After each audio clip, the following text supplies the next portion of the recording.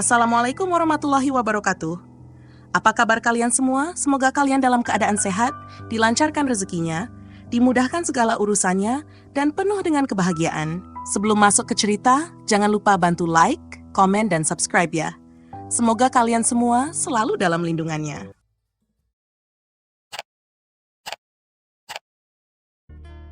Malam itu hujan deras mengguyur kota kecil tempat kami tinggal.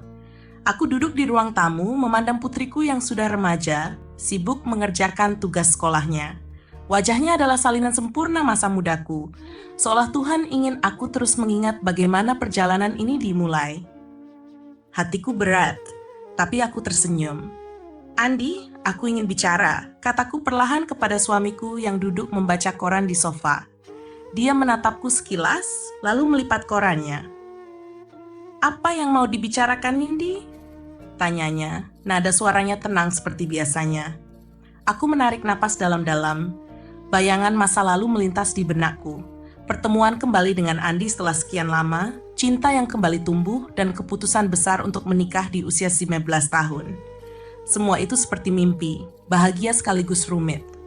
"Kamu tahu kan, aku sudah memberikan segalanya untuk keluarga kita?" Suaraku bergetar. Aku tidak ingin menangis, tapi rasanya sulit menahan emosi yang selama ini kutahan. Andi mengangguk, tampak bingung dengan arah pembicaraanku. "Tentu, aku selalu tahu. Kenapa kamu bicara seperti ini?" Aku memalingkan wajahku, menatap hujan di luar jendela. Kadang, aku merasa seperti memberi semua yang aku punya, bahkan bekas luka yang belum sepenuhnya sembuh. "Apa maksudmu, Nindi?" Dia bergerak lebih dekat. Nada suaranya berubah, seperti merasakan sesuatu yang tak biasa. "Aku mencintaimu, Andi. Selalu mencintaimu, bahkan sejak kita masih remaja. Aku memaafkanmu ketika kamu menyelingkuhi aku dulu. Aku yang mengambil keputusan untuk menikah meski tahu kita belum punya apa-apa. Aku bahkan yang menanggung semua beban hidup kita di awal pernikahan." Suaraku pecah. Air mata mulai mengalir. Andi terdiam. Dia menundukkan kepalanya, seolah-olah kata-kataku menusuk hatinya. "Tapi, tahu nggak Andi, kadang aku merasa aku terlalu banyak memberi. Aku berusaha kuat, berusaha nggak mengeluh. Tapi aku juga manusia. Aku capek, Andi." "Nindi, aku nggak pernah tahu kamu merasa seperti ini," gumamnya, suaranya serak. "Kenapa kamu nggak bilang dari dulu?" "Karena aku nggak mau kamu merasa gagal. Aku nggak mau kamu melihatku sebagai istri yang mengungkit masa lalu.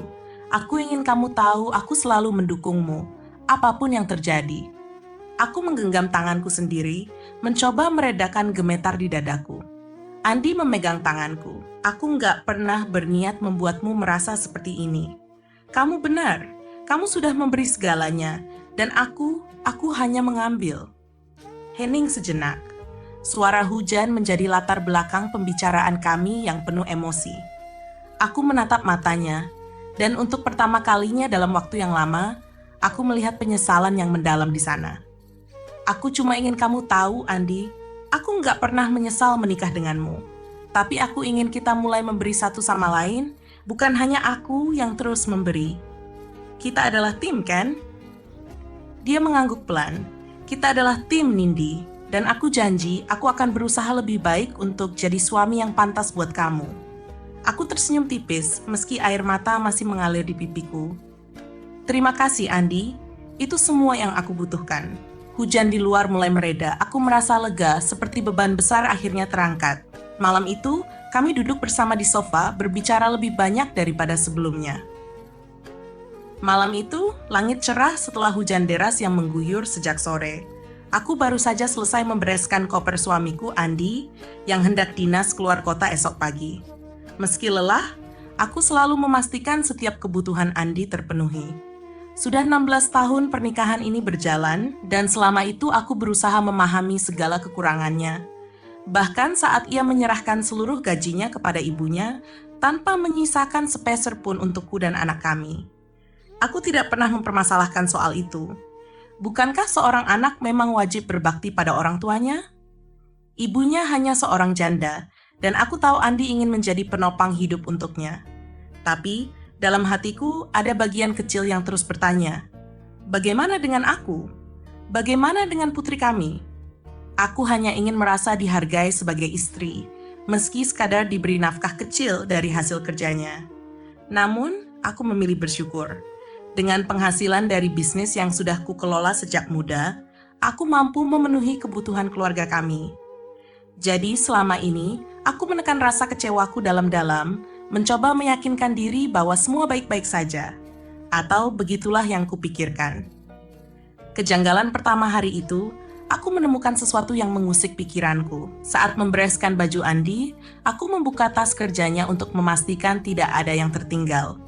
Di sana, aku menemukan sebuah power bank berwarna pink. Warnanya mencolok, imut, dan sama sekali tidak cocok dengan Andi. Ini milik siapa? Gumamku, mencoba mencari alasan logis di kepala. Andi tidak pernah memiliki barang seperti ini. Bahkan saat kutanya tentang aksesoris ponselnya, dia selalu bilang tidak peduli dengan hal-hal semacam itu. Jantungku berdebar lebih cepat. Aku mencoba meredam rasa curiga yang mulai muncul, tapi otakku terus memikirkan kemungkinan-kemungkinan lain yang membuatku resah. Ketika Andi masuk ke kamar, aku sudah menutup koper itu rapat-rapat, seolah tidak terjadi apa-apa. "Sayang, udah siap baju-bajuku?" tanyanya dengan nada santai. "Udah, semuanya lengkap kok," jawabku sambil tersenyum meski hatiku masih bergolak. "Makasih ya, Nindi. Kamu selalu perhatian banget," katanya mencium keningku. Aku tersenyum kecil, tapi pikiranku sudah berencana lain. Power bank pink itu kusembunyikan. Akan kujadikan barang bukti jika kecurigaanku ternyata benar. Kejanggalan kedua. Setelah mengantar Andi berangkat dinas keesokan harinya, aku kembali ke kamar untuk membereskan baju-baju kotor ke laundry. Saat merapikan meja kerja Andi, aku menemukan sesuatu lagi. Kali ini, sehelai rambut. Rambut itu panjang dan warnanya kemerahan, jelas bukan milikku. Rambutku hitam pekat, dan aku tidak pernah sekalipun mewarnai rambutku. Aku memegang rambut itu dengan gemetar, mencoba mencari-cari alasan lain. Tapi, semakin ku coba menepis kecurigaan, semakin terasa nyata bahwa ada sesuatu yang salah. Mataku memanas. Aku tidak ingin membuat kesimpulan terburu-buru, tapi bukti-bukti kecil ini mulai mengoyak keyakinanku. Aku yang selama ini merasa pernikahan kami baik-baik saja, mulai mempertanyakan segalanya. Apakah Andi menyembunyikan sesuatu? Atau apakah ada orang lain di dalam kehidupannya? Aku duduk di tepi tempat tidur, menggenggam helai rambut itu sambil berpikir. Air mata mulai menetes tanpa kusadari. Di satu sisi, aku ingin percaya pada Andi. Tapi di sisi lain, bukti-bukti kecil ini membuat hatiku goyah. Malam itu, aku memutuskan untuk menyimpan semuanya, power bank, rambut, dan keraguanku, sampai aku benar-benar menemukan jawabannya. Akhir bab. Ketika malam menjelang, aku berdiri di depan jendela kamar, memandang gelapnya langit. Hujan yang turun di hatiku malam itu jauh lebih deras dibandingkan yang mengguyur kota. Aku tidak tahu apa yang akan terjadi, tapi aku berjanji pada diriku sendiri, aku harus menemukan kebenaran, apapun harganya. Pagi itu, udara terasa berat meski matahari bersinar cerah. Aku berdiri di depan rak pakaian, memegang baju Andi yang baru saja ia pakai tadi malam. Awalnya, aku hanya ingin memastikan semuanya rapi, tetapi sesuatu membuat langkahku terhenti. Sebuah aroma. Aku mendekatkan hidungku ke baju itu, mencium wanginya. Parfum. Tapi bukan parfum pria yang biasa Andi gunakan. Ini parfum wanita. Sekilas, aku merasa akrab dengan wangi ini. Aku mengerutkan dahi, mencoba mencari tahu apa yang membuatnya terasa begitu familiar. Ini, wangi parfumnya sama dengan parfumnya aku, gumamku pelan. Aku mengambil botol parfum dari meja riasku, menyemprotkan sedikit di udara, lalu mencium aromanya. Bergantian, aku mencium baju Andi lagi. Mereka benar-benar sama. Tidak mungkin. Aku bergumam sendiri, mencoba mencari penjelasan logis. Andi tidak mungkin memakai parfumnya aku. Dia punya parfum sendiri, dan dia bukan tipe pria yang sembarangan menggunakan barang-barangku. Jadi, bagaimana aroma ini bisa ada di bajunya? Apakah parfumnya aku bisa menempel tanpa sengaja? Tapi aku tidak dekat-dekat dengannya semalam. Bahkan pagi ini pun, dia langsung berangkat kerja setelah sarapan. Pikiranku berputar-putar. Rasa curiga yang selama ini kutahan mulai mencuat kembali. Ada sesuatu yang tidak beres, dan aku harus tahu apa itu.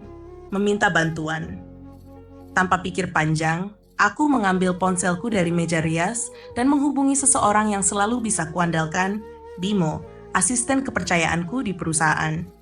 Dia bukan hanya asisten biasa, dia adalah orang yang tajam dalam menganalisis seperti seorang detektif. "Bim, aku perlu bantuanmu," kataku tanpa basa-basi. "Apa itu, Bu?" Jawabnya singkat, seperti biasanya. "Aku curiga suamiku sedang ada main dengan wanita lain. Dia bilang sedang dinas keluar kota, di kota B. Tolong cari tahu apakah itu benar atau hanya alasan. Dapatkan bukti sebanyak mungkin ya." Bimo terdiam sesaat lalu menjawab, "Oke." Aku tahu dia akan melaksanakan permintaanku dengan sempurna. Tak ada rahasia yang bisa lolos dari pengamatan Bimo.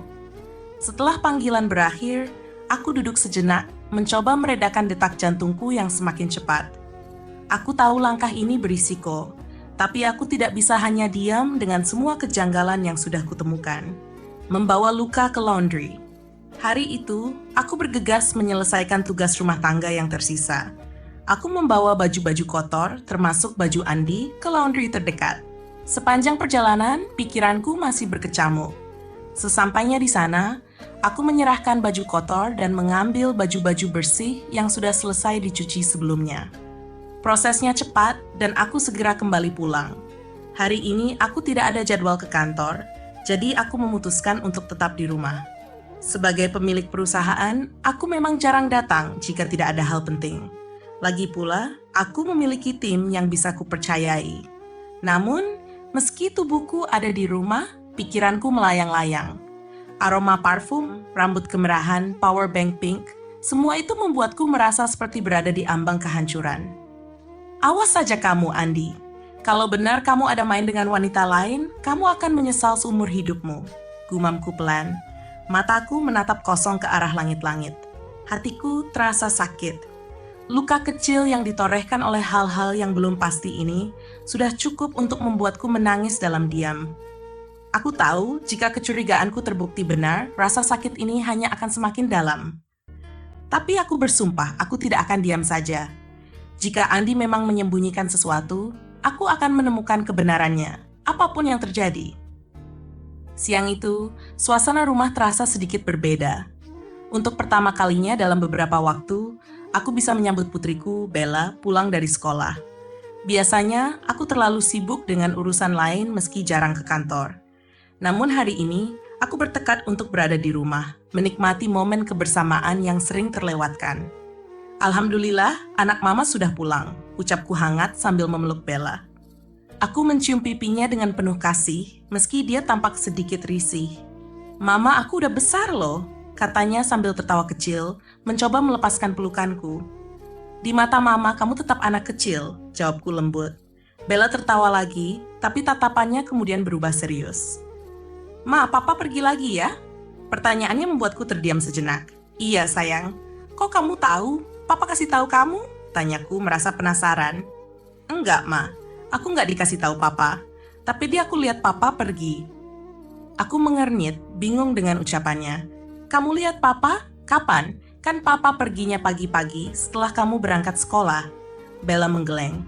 "Enggak, Ma. Aku tadi lihat papa pas aku pulang sekolah. Dia lagi di jalanan sama seorang wanita. Aku tahu itu papa karena kaca mobilnya dibuka." Aku terdiam, dadaku terasa sesak. "Kamu yakin itu papa?" Bella mengangguk pelan. "Iya, Ma. Aku lihat jelas. Tapi aneh deh, Ma. Papa sama Tante Widya kan? Dia masih saudaranya papa kan?" Aku mencoba mencerna kata-katanya. "Widya?" Nama itu tidak asing bagiku. Dia memang kerabat jauh Andi, tapi hubungan mereka tidak terlalu dekat. Aku berusaha menenangkan diriku, berharap penjelasan Bella hanya salah paham belaka. "Widya?" tanyaku, mencoba memastikan. "Iya, Ma. Tante Widya. Aku ingat karena kita pernah ketemu dia waktu acara keluarga." Bella mengangguk, lalu tersenyum seolah merasa lega karena berhasil mengingat nama wanita itu. Tapi aku tidak bisa tersenyum. Hatiku seperti ditikam. Jika apa yang Bella katakan benar, maka ini lebih dari sekadar kecurigaan. Andi tidak sedang dinas seperti yang dia katakan. Dia pergi dengan wanita lain, dan dia bahkan cukup ceroboh untuk membiarkan Bella melihatnya. Amarah yang mulai membakar. Setelah Bella masuk ke kamarnya, aku duduk di ruang tamu mencoba menenangkan pikiranku. Namun, semakin aku mencoba tenang, semakin aku merasa marah. Bagaimana Andi bisa melakukan ini padaku? Pada kami? Apakah dia pikir aku tidak akan tahu? Apakah dia begitu meremehkan perasaan dan pengorbananku selama ini? Aku memejamkan mata, mencoba mengendalikan diriku. Tapi suara Bella terus terngiang di kepalaku. Aku lihat Papa sama Tante Widya. Jika benar Andi bermain-main di belakangku, aku tahu satu hal. Aku tidak akan pernah memaafkannya. Aku mengepalkan tangan, memutuskan untuk menunggu kabar dari Bimo. Aku butuh kepastian. Jika Andi berani mengkhianatiku, maka aku akan memastikan dia merasakan penyesalan yang tak pernah dia bayangkan. Ini bukan hanya soal perasaan. Ini soal harga diri dan keluarga yang telah kubangun dengan susah payah. Dan aku tidak akan membiarkan siapapun menghancurkannya, bahkan suamiku sendiri. Kata-kata Bella terus terngiang di kepalaku sepanjang hari. Ia bercerita dengan polos, tetapi juga dengan nada yang menunjukkan ketidaksenangannya. Apa yang ia lihat? Bagaimana mungkin sesuatu yang sederhana seperti perjalanan dinas bisa berubah menjadi hal yang mencurigakan? Kenapa aku bilang aneh, Ma? Bella mengulangi ceritanya saat makan siang. Karena mereka itu kayak ngobrol asyik banget, ketawa-ketawa, senyum-senyum.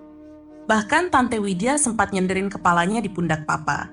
Mirip banget kayak Mama sama Papa kalau lagi manja-manjaan. Aku tertegun. Kalimat itu menusuk seperti duri. Bagaimana mungkin? Widya adalah sepupunya, saudara jauh yang selama ini tidak pernah terlihat dekat. Apa benar Bella salah lihat? Sayang, mungkin kamu salah lihat. Papa nggak mungkin begitu sama Tante Widya. Bisa jadi Papa cuma bantu anterin Tante Widya ke tempat tertentu, sekalian jalan bareng. Setelah itu Papa pergi ke tempat tujuannya, kataku, berusaha menenangkan. Bella terlihat tidak yakin.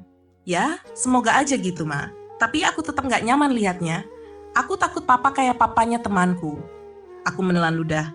Papanya temanmu kenapa? Tanyaku hati-hati. Bella menghela napas, lalu menjawab, papanya temanku selingkuh, Ma. Sama adik kandung mamanya sendiri. Jahat banget kan? Sampai sekarang keluarganya hancur. Aku tertegun. Cerita Bella mengingatkanku pada berita yang sempat viral beberapa waktu lalu. Tentang seorang pria yang menghancurkan keluarganya dengan berselingkuh dengan saudara kandung istrinya. Waktu itu, aku tidak pernah menyangka berita itu berhubungan dengan orang yang dikenal putriku. Sayang, kamu gak usah terlalu mikirin itu ya. Itu urusan orang dewasa. Belum waktunya kamu tahu, kataku mencoba mengalihkan perhatian Bella. Tapi, itu teman dekatku, dia pasti cerita ke aku. Jawab Bella dengan wajah serius. Aku tersenyum tipis, mencoba menenangkan. Sudah, jangan mikir aneh-aneh. Doakan saja Papa dan Mama selalu baik-baik saja ya. Bella mengangguk. Iya, Ma. Aku nggak mau Papa sama Mama rusak gara-gara orang lain. Aku mau kita bahagia terus. Hatiku terenyuh mendengar ucapannya. Aku memeluk Bella erat, berusaha menenangkan kegelisahannya sekaligus kegelisahanku sendiri. Ketenangan yang rapuh. Setelah makan siang, aku mengajak Bella untuk jalan-jalan ke mall. Aku ingin mengalihkan pikirannya, juga pikiranku sendiri. Aku berusaha tersenyum sepanjang waktu, meskipun di dalam hati ribuan pertanyaan berkecamuk. Apakah Bella benar? Apakah ada sesuatu yang disembunyikan Andi dariku? Aku tahu aku tidak boleh berprasangka sebelum ada bukti nyata. Namun, apa yang diceritakan Bella terlalu detail untuk diabaikan. Perasaanku bercampur aduk, marah, kecewa, dan takut. Ketika Bella tertidur siang, aku kembali memikirkan semua ini. Aku mengambil ponselku dan memeriksa pesan-pesan dari Bimo. Tidak ada kabar baru. Aku menggenggam ponsel itu erat, berharap segera ada jawaban. Kalau benar Andi, bisikku sendiri, aku tidak akan pernah memaafkanmu. Aku hanya berharap semua ini hanyalah kesalahpahaman. Namun di sudut hatiku, aku tahu ada sesuatu yang tidak beres. Bella memandangku dengan raut penuh rasa ingin tahu, tapi aku berusaha tetap tenang. Mama nggak apa-apa sayang, yuk kita lanjut ke mall, ucapku sambil tersenyum, meski dalam hati hancur berkeping-keping. Aku menginjak pedal gas lagi, melanjutkan perjalanan ke Mall J. Tanganku gemetar di setir, pikiranku kalut. Foto-foto itu terus terbayang di benakku. Mesranya Andi dengan Widya, senyum yang sama seperti dulu saat ia berusaha merebut hatiku. Kini, senyum itu milik orang lain, milik Widya. Aku mencoba mengendalikan perasaanku. Bella tak boleh tahu apa yang sedang terjadi. Aku tak ingin merusak suasana hatinya atau membuatnya khawatir. Pertemuan tak terduga. Sesampainya di Mall J, aku dan Bella berjalan menyusuri lorong penuh toko. Aku berusaha tersenyum setiap kali Bella menunjuk sesuatu yang menarik perhatiannya. Namun, pikiranku terus melayang pada foto-foto itu. Hingga langkahku terhenti. Aku melihatnya. Andi, ia sedang berdiri di depan sebuah toko bersama Widya. Mereka tampak berbicara dengan akrab, senyum dan tawa menghiasi wajah keduanya. Widya bahkan menggenggam tangan Andi dengan begitu santai, seolah-olah itu hal yang biasa mereka lakukan. Aku terdiam, tubuhku terasa kaku. Bella yang berada di sampingku ikut melihat ke arah mereka. Itu Papa, Ma. Bella menunjuk dengan polos. Aku tak tahu harus berkata apa. Iya, sayang. Itu Papa, jawabku lirih. Bella mengerutkan kening, matanya menatapku penuh tanya. Tapi, kok sama Tante Widya, Ma? Kenapa Tante Widya gandengan sama Papa? Aku tidak menjawab. Jantungku berdetak cepat, emosiku bercampur aduk antara marah, kecewa, dan bingung. Aku harus mengendalikan diri, terutama di depan Bella. Konfrontasi di tengah keramaian. Tanpa berpikir panjang, aku menggenggam tangan Bella dan melangkah mendekati mereka. Andi terlihat terkejut saat melihatku. Ia dengan cepat melepaskan genggaman tangannya dari Widya. Sayang, kok kamu di sini? Tanyanya dengan nada gugup. Aku menatapnya tajam, berusaha menahan gejolak emosi yang hampir meluap. Harusnya aku yang tanya, Andi. Kamu nggak bilang kalau ada acara di sini. Bukannya kamu bilang dinas keluar kota? Widya hanya tersenyum kecil, lalu berbicara dengan nada santai. Oh, Nindi, kami tadi cuma kebetulan ketemu di sini, nggak sengaja. Aku menahan tawa getir. Kebetulan? Tidak sengaja? Dengan semua bukti foto yang ada di ponselku, aku tahu ini bukan kebetulan. Apa ini benar kebetulan, Andi? Tanyaku dengan suara dingin. Andi terlihat gelisah, matanya menghindari tatapanku. Iya, ini cuma kebetulan, sayang. Aku juga nggak ada niat apa-apa kok. Kita cuma ngobrol. Bella yang berdiri di sampingku terlihat bingung. Ia memandangku dan Andi bergantian lalu bertanya dengan polos, Papa sama Tante Widya ngapain gandengan tadi? Andi terdiam, wajahnya memucat. Aku tahu dia kehabisan kata-kata. Akhir yang tak terelakkan. Aku menarik napas panjang, mencoba mengendalikan diriku. Aku tak ingin membuat keributan di depan Bella. Sudahlah, kita bicara di rumah, ucapku dingin, lalu menarik tangan Bella pergi. Aku meninggalkan Andi dan Widya di sana, dengan perasaan yang campur aduk. Di satu sisi, aku lega karena Bella akhirnya melihat kenyataan dengan matanya sendiri. Di sisi lain, hatiku terasa seperti dihancurkan menjadi ribuan serpihan kecil. Sesampainya di rumah, aku melepas napas panjang. Hari ini telah menjadi salah satu hari paling berat dalam hidupku. Namun, aku tidak ingin Bella melihat ibunya larut dalam kesedihan. Aku harus tetap terlihat kuat di matanya. Sayang, cepat mandi dan siap-siap salat maghrib ya, pintaku kepada Bella sambil tersenyum, meskipun hatiku remuk redam. Bella mengangguk dan menuju kamarnya. Aku menyempatkan diri untuk duduk sejenak di ruang tamu, menenangkan diri, dan mengumpulkan pikiran. Teleponku yang tergenggam erat masih menyimpan bukti yang akan menjadi kunci langkahku ke depan. Foto-foto Andi dan Widya yang mesra, yang kini terasa seperti luka tak terlihat, namun begitu dalam.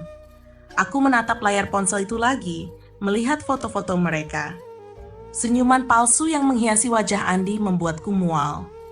Di satu sisi, aku masih tidak percaya bahwa pria yang telah menemaniku selama belasan tahun tega melakukan hal ini. Namun, di sisi lain, aku tahu bahwa kebohongan ini tidak boleh dibiarkan begitu saja. Mengumpulkan kekuatan. Setelah salat maghrib, aku duduk di ruang kerja kecilku. Aku membuka laptop dan mulai menuliskan kronologi kejadian yang telah aku alami, lengkap dengan bukti-bukti yang sudah kukumpulkan. Foto-foto dari Bimo dan yang kuambil sendiri tadi siang tersimpan rapi dalam sebuah folder. Hatiku terasa semakin kokoh. Aku tahu untuk melangkah ke depan, aku harus mempersiapkan segalanya dengan matang. Tidak ada lagi tempat untuk keraguan. Aku bukan wanita lemah yang akan menerima pengkhianatan ini dengan pasrah. Andi, Widya, kalian pikir aku akan diam saja? Kalian pikir aku tidak mampu melawan? Aku akan tunjukkan bahwa kalian salah besar. Aku berbicara dalam hati, membulatkan tekadku untuk menghadapi mereka. Membuat rencana malam itu, aku memutuskan untuk tidak langsung menghadapi Andi. Aku ingin mencari waktu yang tepat, di mana aku bisa menghadapi mereka berdua sekaligus dengan bukti yang cukup. Aku juga ingin memastikan bahwa Bella tidak akan terluka lebih dalam karena masalah ini. Setelah menyusun rencana, aku menyimpan kembali laptop dan ponselku. Aku duduk sejenak di kamar, merenung. Semua kenangan indah bersama Andi, semua tawa dan kebahagiaan yang pernah kami alami, kini terasa seperti fata morgana. Namun aku tahu bahwa hidup harus terus berjalan. Aku harus bangkit untuk diriku sendiri dan terutama untuk Bella. Melindungi Bella. Malam itu, saat Bella menghampiriku sebelum tidur, aku memeluknya erat. Mama sayang banget sama Bella. Kamu tahu kan, Bella adalah hal paling berharga buat Mama? Bella mengangguk sambil tersenyum. Aku juga sayang banget sama Mama. Bella pengen Mama selalu bahagia. Aku menahan air mata yang hampir tumpah lagi. Mama janji, Mama akan selalu bahagia Bella, dan Mama akan selalu berusaha bikin Bella bahagia juga. Bella tersenyum lagi, lalu kembali ke kamarnya. Aku duduk sendirian di tempat tidur, mengatur napas dan menguatkan hati. Mulai sekarang, hidupku akan berubah. Tapi aku janji, aku akan keluar dari semua ini dengan kepala tegak. Hari yang seharusnya menjadi bahagia untuk perayaan ulang tahun Bella, kini berubah menjadi hari yang penuh kecurigaan dan kebencian yang sulit aku kendalikan. Persiapan sudah rampung, semua keluarga besar telah berkumpul di rumahku. Hidangan dari catering dan tumpeng besar sudah tersusun rapi di meja.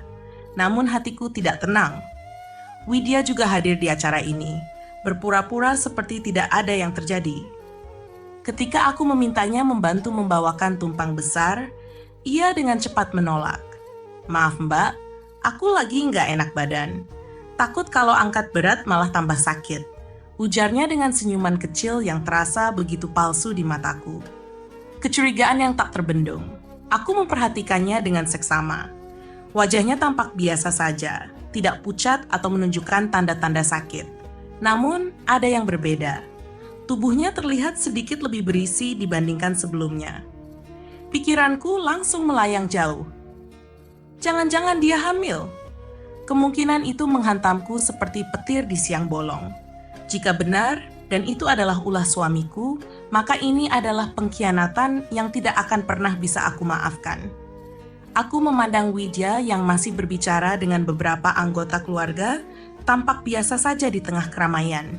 Tapi aku tahu, di balik senyumannya yang manis itu, ada rahasia besar yang coba dia sembunyikan. Amarah yang tertahan, aku mencoba mengendalikan diri. Ini adalah acara ulang tahun Bella, dan aku tidak ingin merusaknya dengan meluapkan amarah di depan keluarga besar. Namun, hatiku mendidih. Jika benar dugaanku, maka Widya dan Andi telah melangkah terlalu jauh. Tidak, aku tidak akan diam saja. Kalau benar dia hamil, aku akan memastikan mereka berdua menanggung akibatnya. Aku memutuskan untuk mengamati lebih lanjut. Aku akan mengumpulkan bukti yang lebih kuat sebelum bertindak. Untuk saat ini, aku hanya bisa menenangkan diri dan memastikan bahwa acara ini berjalan lancar untuk Bella. Merayakan di tengah luka. Ketika acara dimulai, aku mencoba memasang wajah bahagia. Bella tampak begitu senang dengan kehadiran semua orang, terutama keluarganya. Ia tertawa dan bermain dengan sepupunya. Sementara aku terus memantau Widya dari kejauhan. Namun, di tengah kebahagiaan itu, aku tidak bisa mengabaikan rasa sakit yang menusuk di hatiku. Setiap senyuman Widya terasa seperti ejekan, dan setiap tatapan Andi padanya membuatku semakin terluka. Mereka pikir aku tidak tahu. Mereka pikir aku akan diam. Tapi mereka salah. Aku menegaskan pada diriku sendiri bahwa ini adalah saatnya bersiap untuk menghadapi kebenaran, sekeras apapun itu. Aku tidak akan membiarkan mereka bahagia di atas penderitaanku. Seiring malam yang semakin larut, aku mengucapkan selamat tinggal kepada para tamu dengan senyuman palsu. Namun dalam hati, aku sudah mempersiapkan langkah berikutnya. Andi dia, kalian akan menyesali semua ini. Aku akan memastikan itu. Acara ulang tahun Bella berjalan lancar, dipenuhi keceriaan keluarga besar yang hadir. Lagu ulang tahun menggema, diiringi tawa dan senyuman. Bella meniup lilin dengan bahagia, memberikan potongan pertama kuenya untukku, kemudian untuk Andi, lalu kakek dan neneknya. Momen itu seharusnya menjadi kebahagiaan murni. Namun aku tahu di balik semua ini, ada api kecil yang siap membakar semuanya. Ketika Andi memberikan potongan kue untukku, aku memastikan untuk memperlihatkan kemesraan di depan semua orang, termasuk Widya. Aku ingin melihat reaksinya dan benar saja, aku menangkap kilatan kemarahan di wajahnya. Ah, Widya, kau marah? Bagus. Aku akan membuatmu semakin kesal, gumamku dalam hati. Aku menggandeng Andi erat, tersenyum lebar saat kamera mengarah pada kami. Aku tahu, ini membuat Widya semakin tidak nyaman. Beberapa kali aku menangkapnya melirik ke arah kami dengan tatapan tajam, namun ia berusaha menyembunyikannya. Ketegangan yang tak tertahan, Widya akhirnya tak mampu lagi menahan diri. Ia bangkit dari kursinya dan pergi meninggalkan acara. Aku tahu ini adalah puncak dari emosinya. Aku memandang Andi yang mulai gelisah. Tak lama ia pun berpamitan dengan alasan pergi ke toilet. Toilet? Aku tahu kau berbohong, Andi, pikirku sambil tersenyum tipis. Tanpa membuang waktu, aku segera mengikuti langkahnya. Pengkhianatan di parkiran. Benar saja, Andi tidak menuju toilet. Aku menemukannya di area parkiran, berdiri bersama Widya. Aku menyembunyikan diri di balik mobil dan mulai merekam-mereka dengan ponselku. Apa-apaan sih, Mas? Acara mesra-mesraan segala di depan aku. Kamu bikin aku emosi aja, kata Widya melipat tangan di dadanya, wajahnya penuh kemarahan. Andi tampak canggung, mencoba menenangkan wanita itu. Maaf, Widya, aku harus bersikap baik sama dia. Bagaimanapun, dia istriku. Tapi kamu tenang aja, di hatiku cuma ada kamu. Nggak ada yang lain. Dasar pengkhianat, gumamku sambil terus merekam. Suara mereka terekam dengan jelas di videoku. Ini adalah bukti tak terbantahkan. Aku merasa puas sekaligus terluka. Amarah yang terpendam, aku menggenggam ponselku erat. Hatiku bergejolak antara ingin langsung menghampiri mereka atau menunggu waktu yang lebih tepat untuk mengungkapkan semuanya. Namun, aku memilih menahan diri. Belum saatnya, aku akan membuat perhitungan besar nanti. Setelah selesai merekam, aku kembali masuk ke dalam rumah seolah tidak terjadi apa-apa. Aku menyembunyikan rasa sakitku di balik senyuman. Andi, Widya, kalian pikir kalian bisa lolos? Tunggu saja. Aku akan memastikan kalian menyesali setiap langkah yang kalian ambil ini. Kata-kata Andi yang terekam jelas di ponselku benar-benar membuat darahku mendidih. Nick pun tak ada lagi di hatiku. Cuma kamu seorang, Widya. Percayalah, ucapnya penuh keyakinan pada wanita itu. Buaya. Aku bergumam penuh kebencian dalam hati. Betapa mudahnya dia menghancurkan semua kepercayaan yang kuberikan selama ini. Widya dengan wajah puas seolah-olah percaya sepenuhnya pada omong kosong Andi. Mereka berbicara dengan mesra, sesekali tertawa kecil. Aku terus merekam selama hampir 5 menit. Setiap kata yang mereka ucapkan menjadi bukti kuat untuk langkah yang akan kuambil. Ketika mereka berdua tampak hendak kembali ke rumah, aku buru-buru kembali ke dalam, mencoba memasang wajah tenang. Momen kebersamaan yang pahit. Acara makan bersama keluarga besar berlanjut. Menu nasi tumpeng menjadi hidangan utama, dan semua orang tampak bahagia, bercanda, dan berbagi cerita. Melihat senyuman di wajah keluargaku, aku merasa ironi yang mendalam. Di tengah kebahagiaan ini, aku tahu bahwa rahasia kelam yang aku simpan akan menghancurkan semuanya. Aku mencoba menikmati suasana meski hatiku bergejolak. Tawa dan canda dari keluargaku seolah menjadi penghiburan sementara bagi rasa sakit yang terus menggempur hatiku. Tapi di dalam aku hancur. Teganya kamu, Andi, selingkuh dengan sepupumu sendiri. Widya adalah darah daging keluarga ini, anak dari adik ayah mertuaku.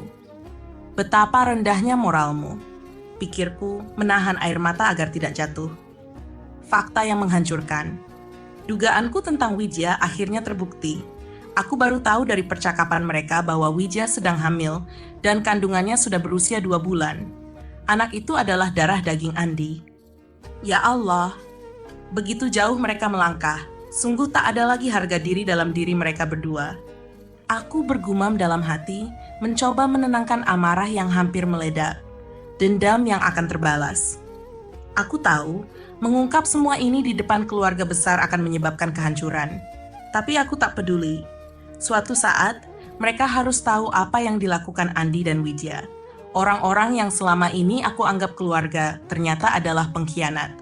Aku memikirkan mertuaku. Bagaimana reaksi mereka jika mengetahui bahwa anak kesayangan mereka telah menghancurkan keluarganya sendiri? Apakah mereka akan membela Andi dan Widya atau malah membenarkan tindakanku? Aku berjanji dalam hati. Aku akan memastikan Andi dan Widya menyesal seumur hidup.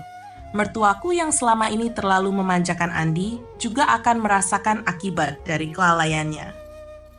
Langkah ini tidak akan mudah, tapi aku sudah mempersiapkan segalanya. Dengan bukti-bukti yang ada, aku yakin mereka tidak akan bisa berkelit lagi. Di akhir malam ketika tamu-tamu mulai berpamitan, aku duduk sendiri di kamar, memandangi video dan foto-foto di ponselku. Bukti itu sudah cukup untuk menghancurkan mereka. Kini aku hanya perlu menunggu waktu yang tepat untuk membuka semuanya. Widya, Andi, kalian pikir kalian bisa bahagia di atas penderitaanku? Tunggu saja, hari kalian akan segera tiba. Sore itu, suasana di rumah masih ramai dengan tamu-tamu yang berbincang dan bersenda gurau. Namun aku mendapati diriku tiba-tiba kebelet ingin ke toilet. Ketika berjalan menuju sana, langkahku terhenti saat mendengar suara yang sangat aku kenal. Ibu mertuaku dan Widya. Sedang apa mereka di sini? Kenapa tidak bergabung dengan keluarga yang lain? Pikirku. Karena penasaran, aku memutuskan untuk menguping pembicaraan mereka dari balik tembok. Percakapan yang membuka luka Widya terdengar lemah dan manja saat berbicara.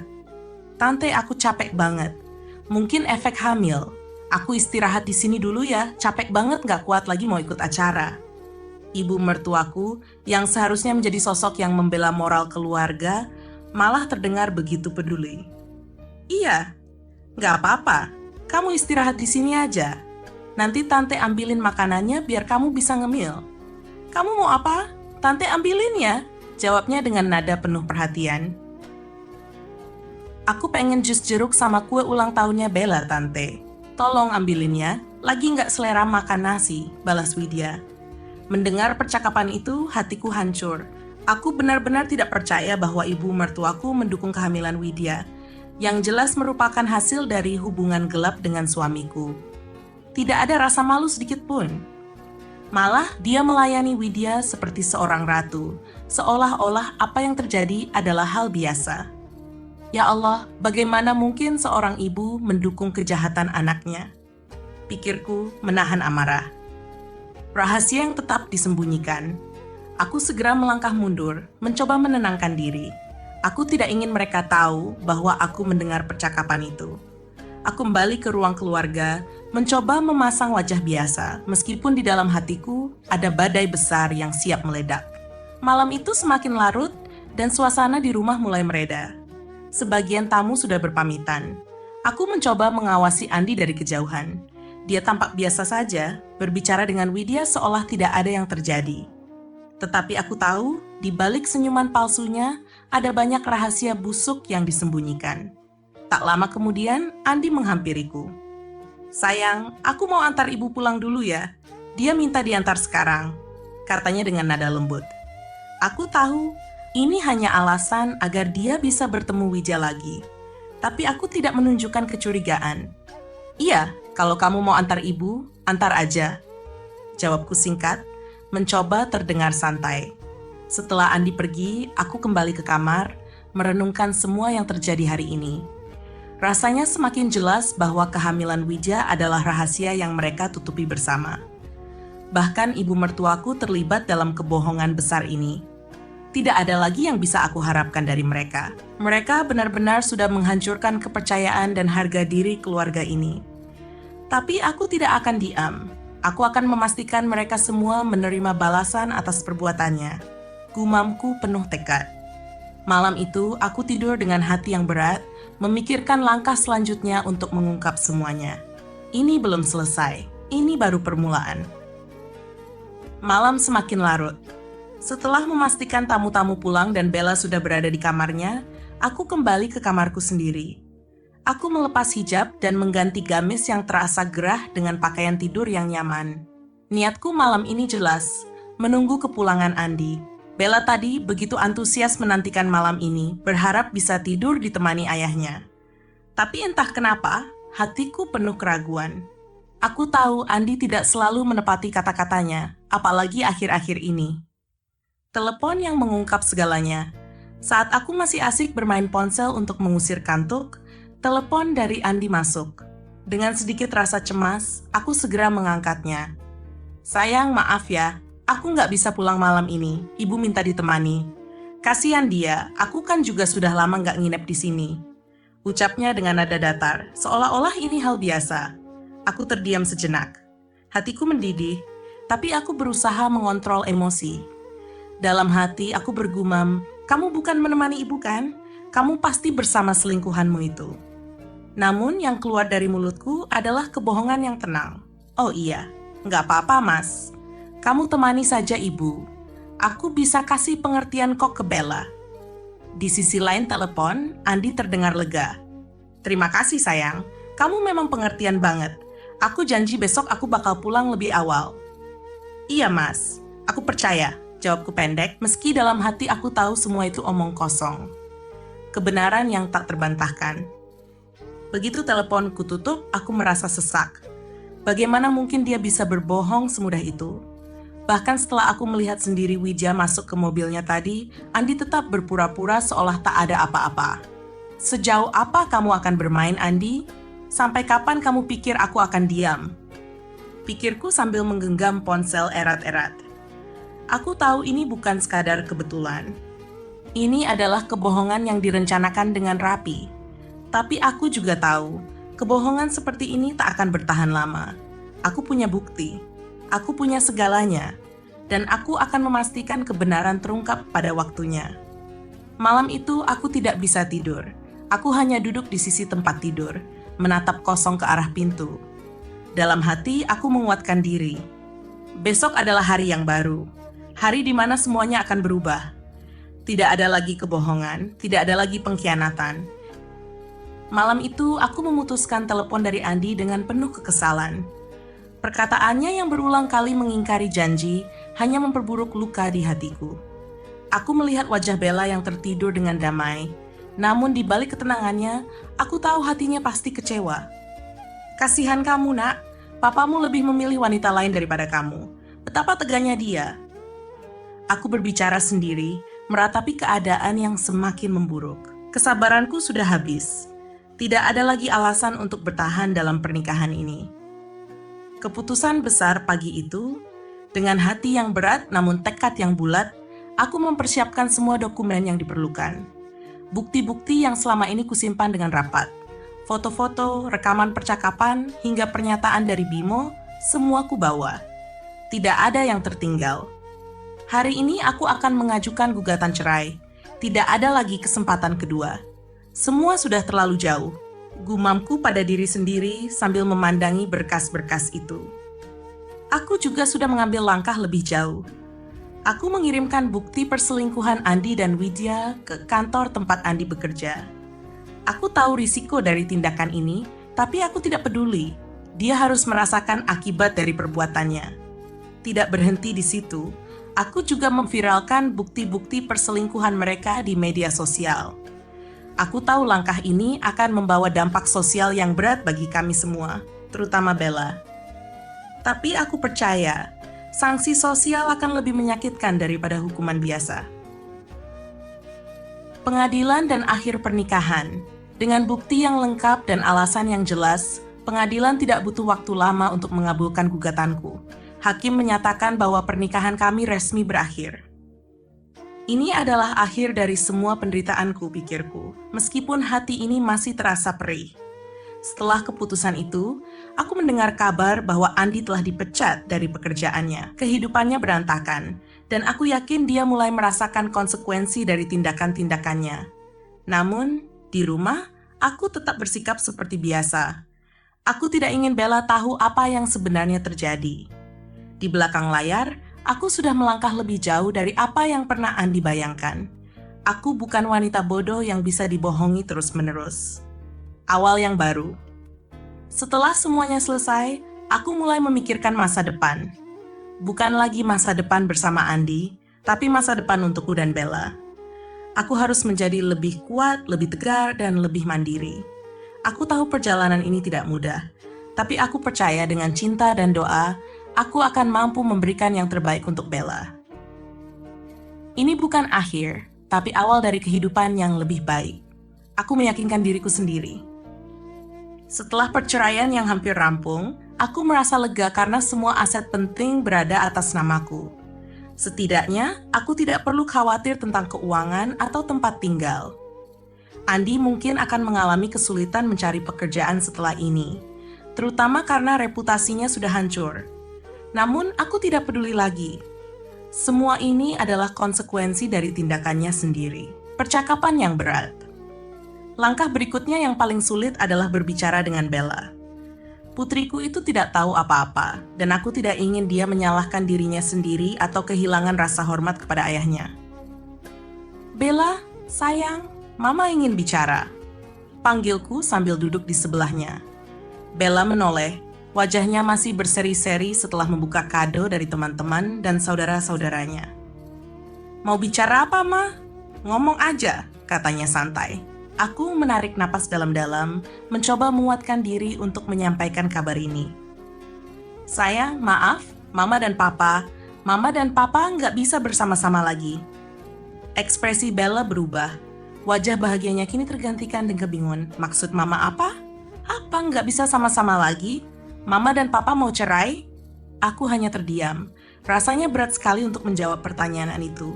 Namun aku tahu ini adalah saat yang tepat. Iya, sayang. Maafkan Mama. Mama nggak bisa bertahan karena Papa sudah ada hubungan dengan orang lain. Bella tampak terkejut. Dia berdiri, suaranya meninggi. Kenapa, Ma? Kenapa harus kayak gini? Kenapa Papa tega? Tanyanya sambil menangis. Aku meraih tangannya mencoba menenangkannya. Mama juga nggak mau ini terjadi, Bella. Tapi, Mama nggak sanggup terus disakiti. Tapi, sayang, kamu nggak boleh benci sama Papa. Bagaimanapun juga, dia tetap papamu. Kamu harus tetap hormat dan menyayanginya. Bella menangis di pelukanku. Tangisannya membuat hatiku terasa hancur, tapi aku tahu ini adalah proses yang harus kami lalui bersama. Menguatkan Bella, aku terus memeluk Bella, memberinya waktu untuk menenangkan diri. Setelah beberapa saat, aku berkata, Mama janji, kita akan baik-baik saja. Mama akan selalu ada buat kamu, sayang. Apapun yang terjadi, kamu gak sendirian. Bella mengangguk pelan di pelukanku. Aku tahu ini bukan akhir dari rasa sakitnya, tapi aku percaya kami akan mampu melewati ini bersama-sama. Kita akan kuat, Bella. Mama akan berjuang untuk kamu, karena kamu adalah segalanya buat Mama. Hari itu adalah awal dari perjalanan baru kami. Meskipun sulit, aku yakin kami akan menemukan kebahagiaan lagi, suatu hari nanti. Setelah semua badai yang kami lalui, akhirnya aku bisa berbicara dengan Bella secara terbuka. Reaksinya membuat hatiku terenyuh sekaligus bangga. Putriku yang kecil, yang seharusnya menikmati masa-masa indah remajanya, kini harus menghadapi kenyataan pahit tentang perpisahan orang tuanya. Ketika aku memeluknya untuk menguatkan, Bella justru menjadi sumber kekuatanku.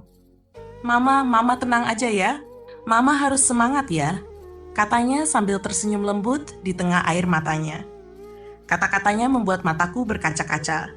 Gadis kecilku ini benar-benar luar biasa. Terima kasih sayang.